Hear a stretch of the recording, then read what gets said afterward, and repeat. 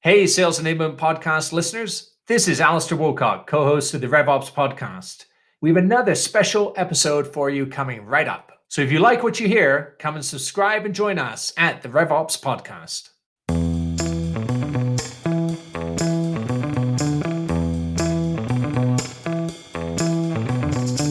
Welcome back, everybody, to this week's RevOps podcast. I'm Alastair Woolcock, CSRO here at Revenue.io, joined with co-host Howard Brown, founder and CEO, and one of the pioneers of all things revenue science. Today, we are thrilled to have with us Joy Rowan. Joy is Vice President of Remote Sales at AmerisourceBergen, one of the world's leading supporting human and health companies, dealing with, Joy, correct me if I'm wrong, but a huge amount in the supply chain of healthcare, the efficiency side, accessible medications. It's a global, complex business. And as we're about to discuss, an even more complex sales side to the business as well. So Joy, welcome. We're thrilled to have you with us. Thank you. Thank you for having me. Welcome, Joy. Hi, Howard. Good to see you again. You too. Well, look, Joy, we want to dive in today and start with almost a simple statement and dive deep. Are we looking at the end of inside sales teams? And as you and Howard both think about that statement, I want to give a couple ideas for our audience to think through here. Right now, when we talk to chief sales officers, chief revenue officers, 3/4, in fact, about 74%, are currently updating seller competencies for virtual selling. Of that, around 43% are completely remapping how they are dealing with both digital technologies, engagement technologies, and virtual buying. And the reason for that is because despite us coming out of the pandemic, we are continuing to see a rise of virtual selling. And the world is blending all of the roles of field sales and inside sales together. Joy, Howard, are we at that end? I'm going to say, gosh, I hope so. And I only mean that, and I hope the word inside sales is dead. Because what we are we're evolving and growing and changing into something much better and much different. I think there's a lot of baggage with inside sales. I mean, honestly, what inside of what, I would actually ask at this point. I mean, a box, a building? I don't even know what we're inside. I mean, what are we inside? So is remote selling, is virtual selling dead? Absolutely not. You just named it and everybody knows it. But it's not the inside sales of 5 or 10 years ago. At least in my vision and my belief, it's evolving and changing into something much more sophisticated, right? So it's really blending the efficiency and scale of remote with taking the tools and technologies that we have, that we didn't have anything like this 5 or even 10 years ago, into creating a different selling experience and a customer experience. And so it's leveraging the power of the remote, the power of the tools and technologies to actually give us more human interaction, more sales interaction, not less. And that's really, for me, the key. And that's why, for me, it's also, I think there's a lot of baggage inside sales, that it's, like I said, this like production quality. And that's the other thing I think we've learned, is that not all sales is that either. I mean, maybe that's certain types of sales, but now we see hybrid and remote sales, very sophisticated, high level and organizational sales. So I don't think inside sales is what we are anymore. Yeah, I would fully concur there. Joy, when I think about inside sales, I'm old enough to remember when they used to call it telesales. And that was to sort of make it sound better. And the idea of cold calling obviously had a lot of stigma to it. I think where we have evolved to now with the idea of virtual or remote, let's face it, we have incredible technologies today that can deliver insights, that can augment the sales process, that can deliver better visibility for our sales organizations, our support organizations, to best help our customers. So it's utilizing all of that data, all of that goodness that we know about our customers and our prospects, to allow us as salespeople to better serve them, to better help them. And in the past, field, while it's not gone, and we build relationships when we visit one another and we spend time with one another, but it's really hard to scale that. I can only visit so many customers in a given day. Now, with all of these tools that are available, we're sitting here on a Zoom meeting, our ability to connect and make sure that we have the kind of conversations so that we can deliver value, so that we can better understand what your needs are critical. So I believe that we're arming sales teams, go-to-market teams with tools to make them better. And so I'm not a huge fan of the inside sales jargon, whatever. The idea is, what are we doing to make our salespeople better, making them more contextual, making them more helpful to any buyer, to any customer? And that's really key for me. Yeah, and I agree with you, Howard, and I'm not surprised, given your background as a clinician, that the humanness comes through, right? And I think that's the key for me, is that we have the technology and tools now to still allow the humanness to come through. And that's the key, right?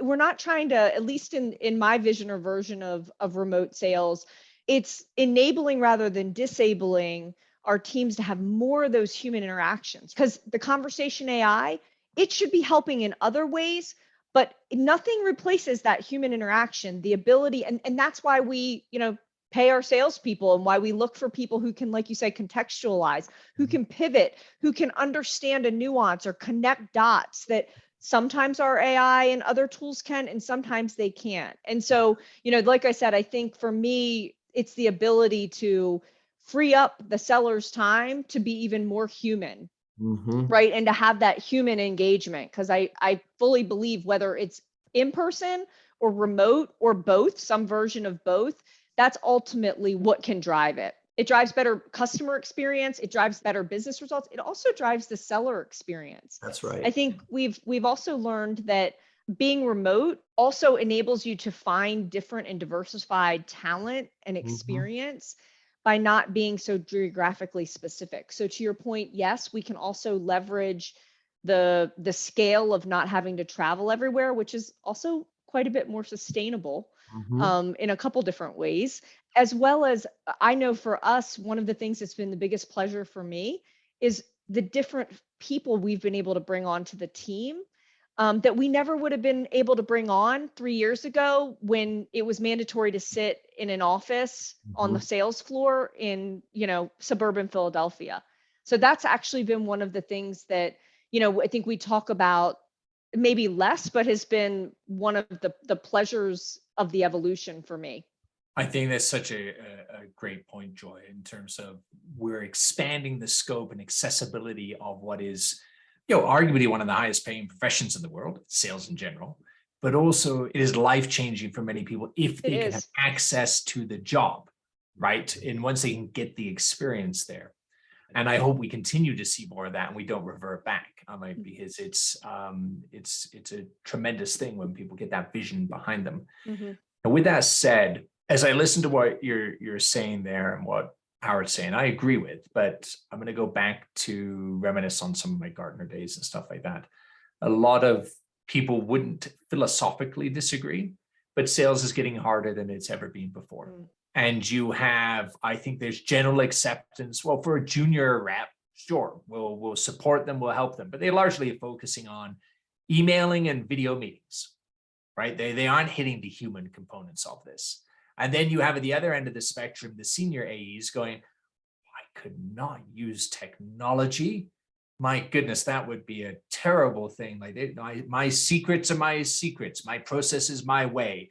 Heaven forbid somebody record or provide an insight or action something in a way that would support me through emotion, right? And even most people go, do senior reps actually need this stuff? Like, did the field-based sellers, do they need support when virtually selling? So if it's getting more complex and we're seeing both ends of the spectrum converge, how do we shift people culturally to accept and use the things that are going to help them? Well, I think COVID did more of that job than any of the rest of us ever could, with a transformation or cultural change or change management or whatever we want to do. And by the way, I don't think it was just our sellers, it was also our customers. So I think about this in terms of, even personally or for some of our customers. So a lot of our customers are amazing resources in their community. They're independent retail pharmacists. So imagine the role that they played in COVID. But, obviously our field sales teams couldn't go there. Our remote sales teams were calling in. But if you would have asked any of us, 3 years ago, like they're never going to take a video call. And, and some of them, aren't as tech savvy, maybe, they're amazing clinicians and business people, but maybe this wouldn't have been their comfort zone. But then I think about even like my parents who wouldn't have either, but because in COVID, their choice was to see their grandchildren via Zoom or not see them at all. You better believe they got comfortable with the Zoom, right? And so I actually think in terms of shifting the culture, that was the biggest game we're ever going to get in shifting. And we've had really positive feedback from our senior sellers, our field sales sellers who have said, it's really made me rethink, do I need to get on that airplane? And sometimes the answer is, yeah, I need to get on that airplane. That is a customer or prospect that I'm making that choice. But I think people are thinking of it twice, where perhaps we wouldn't have thought twice. There's a lot of us sales folks, I did field sales for a long time, that wouldn't have thought twice before jumping in the car, jumping on that airplane. And so now I think really, Alastair, the question is, how do we keep the momentum going? Yeah. Like, how do we keep the momentum? That's what I think about a lot. How do we keep the momentum going? And I would say that, and this is maybe my most recent experience trying to transform and modernize remote sales within my world. And what a lot of it has come down to is that we've got the tools and technologies. We even have people that are more open than they've ever been. Now, perhaps we also need to think about the hiring of our future, but that's probably a separate conversation. But we have people as comfortable as they're ever going to be. So from my perspective, one of the key things to keep the momentum going is the seller's user experience. That's right. So here's the thing, if you give them these tools and technologies and they're difficult to use, they don't see value in them, it's like clunky integration. It doesn't really work between systems. It doesn't really integrate into their flow of work. Again, maybe we need to ask them to do some things differently in their flow of work, but it doesn't integrate at all into their flow of work. They, as a user, weren't considered in kind of, as you look at workflow and design, you lose them. Mm-hmm. So it's imperative from my perspective to keep the momentum going. You really have to think about the user, the sales user, whether that person is remote, whether that person is hybrid, whether that person is field sales, and say, how do I design their sales user experience in a way that they get value out of it and that it works in their flow? So that would be my answer of if we want to keep this momentum going, I think that's going to be a critical success factor. Joy, one thing I really appreciate about you is you're so consistent. When we spoke last time, you spoke about your customers and these, in some cases, mom and pop pharmacies and your respect for them and what they do and how much they matter to the community. Very, very people-centric, very focused, a lot of respect. I love that. But also, even today, you talked about my humanistic view of things. But what you're talking about, again, is people that you work with, making sure that they have the best experience with their tools, making sure that they're growing. We miss that a lot of times as sales organizations. We're so focused on, we have to hit the number, we have to do whatever we have to do. Your focus around both your own team as well as your customers is what I think we all need. It's that customer focus, it's that human centeredness. And what I appreciate so much is if we keep that at the forefront of all we do, it's delivering value, it's improving people. That is so important because look, whether the economy is good or bad, we still have to serve people. Right? Mm-hmm. You have a very important job to do at your organization, which delivers just about, I think, more medicine to the world than just about any other company in the world. I mean, think about that. For that entire supply chain, all of that needs to work. And what are you focused on? You're focused on making sure your employees and your customers have great experience. It was a joy to talk to you, not to use joy, but it was one of the reasons I was so excited to have you join us today. It's you're consistent, you're focused, and it's about delivering exceptional experiences on both ends. So I just wanted to say that. Oh, thank you. Thank Yeah. you, Howard. I appreciate that. That's very kind.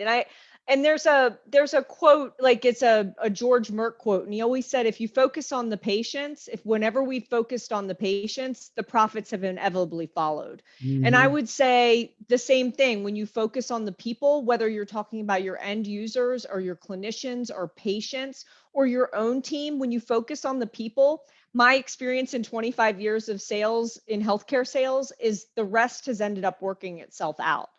You know, I'm certainly not the first person to say it, but when your sales users are happy and productive, they have a good experience. They're giving your customer an excellent experience. And I've sold a lot of things. I've spent a lot of time in sales and healthcare, and I've never failed to see when those two things align. I've never failed to see the business results follow. Yeah. So I just inherently believe that, that's how it works. And when I've seen it not go as well, one of those two things or both of them are misaligned or broken. 100. And you're right. Like in our business, like there is no room for, like there's not a lot of room for error, and there's not a lot of room for not getting it right and for not servicing these customers. Our customers service our communities, who are us. I want my mom to be able to go to the pharmacy. I need to be able to pick my kids, antibiotic up later tonight. And I think we can all appreciate that. It's not so I think we do take that very seriously. But I think it's a win-win. You can take care of all the people. And when all the people are taken care of, the business takes care of itself. That's right. And you hear so many people talk about customer support and customer success. And what we have to think about, what you're really underlining here, is that if you have miserable employees because they don't have the information that they need to be helpful, they don't have the sales information, they don't have the customer information, and they get a customer on the phone who's aggravated because they're not getting what they need, that's not a great experience for your employees. It's awful. And imagine having that happen over and over and over again. And you don't have to imagine it. You could talk to most sales reps. You can talk to most support reps. They're not given the tools to be ready, available, and in the moment. And so they're having frustrated people all day long, upset with them. How are they supposed to then go deliver a great customer experience? How do you ask them to do that? Yeah, and if you're hiring people that care, that should upset them. They should want to be able to do better, do better than that. So then as organizations and as leaders, it becomes imperative that we do better for that, right? Like we set those conditions. And and that sounds so easy. I think actually that's what most people want. I think that's what most companies want. I think that's what most leaders want for their people. I will say it is far harder to execute that in reality, than it sounds. I think on one hand, the increase of technology and technology stacks has given us far, far greater benefits and things that we can do that we couldn't do before. But it's also created a complexity that we have not all been able to like wrangle. At least that's certainly, big on my, like I feel like some days I have all the tools that I need. Like I've got all these different tools, and yet it's like they're, two of the tools are in my garage. One's across the street with the neighbor. He hasn't returned it yet. Two are in the basement. One's, and one's in the toolbox. Like it's, you know what I mean? And I need them all in the box, so I think it's easier said than done. So it's this pro con. This technology has given us advances we never would have had. But then the like real tough part is, but how do I like knit it together in a way that again goes back to this enabling rather than disabling? How do I pick the right ones for the right function when multiple ones can do different things? So again, it goes back to this kind of user experience or workflow that works for that user. And I suspect other people have this too, but I have like 6 different types of remote sellers. Like it's not like a monolith, like it's a seller or it's a remote seller. Their roles are different. And so their needs are different. And so how do I create this consistency especially because organizationally, we need consistency. We need to be using similar tools. Our business is complex. We can have a customer that's doing business with 4 or 5 different places within AmerisourceBergen. And so how do we create, we need to be on the same tools. We need to have this kind of consistency. And yet at the same time, the ability to customize for the role. So again, easier said than done, I would say, but that's the kind of stuff that's on my mind. How do we wrangle it and use the best of it without letting the parts of it that trip us up?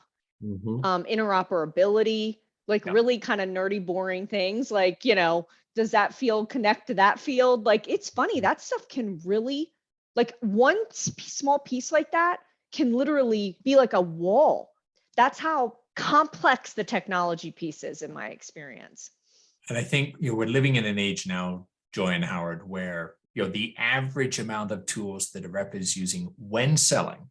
So we're not including the back end, we're not including all the enablement, not including all the coaching, we're not including all the workflow, just as they're selling is now sitting about 5.8 to 6.5 at any given time. All right. Now, some people might go, I thought it was closer to 20. Sure, if you look at 20, 30 across the full stack, yes. But in terms of they're engaging, they're using that stuff. Could you imagine even in this conversation you had, call it 6 other things happening at any given time as you're trying to deliver what we're talking about, a great customer experience. And and you sit in tandem with that and go that 66% of reps right now have stated that they are increasing more logging, more data pushes, more than that than ever before. They actually aren't doing what we're hiring them to do, which is actually communicating and delivering an experience. And so I think your question is absolutely spot on, Joy. How do we actually rationalize the technical debt? I call it go-to-market debt, but the technical debt associated with what is now quickly becoming tool proliferation. How do we actually undo what we've done during the pandemic? Because there was a mad rush to go buy everything to help people now be effective. And now they're saying, oh, well, I got a bunch of stuff and I actually is not making me effective. In fact, it's having the inverse of distracting me and causing me to enter a bunch more stuff everywhere. With that said, we're out of time for today. So what I'd love to do is cue that up for our next episode. Joy, I think we'll have you right back on that, and Howard as well. And we'll dive into actually how we address the technology stack and all its complexities. Joy, I love your customer-centric and sales-centric view of the seller experience in that. Joy, Howard, thank you so much for today. Thank you. Awesome. Howard, thanks as always. And please, everyone, remember to like and subscribe to the podcast and try our new dial-in number at 323-540-4777. That's 323-540-4777. And Howard and I will do our best to answer your questions on upcoming episodes. Thanks so much.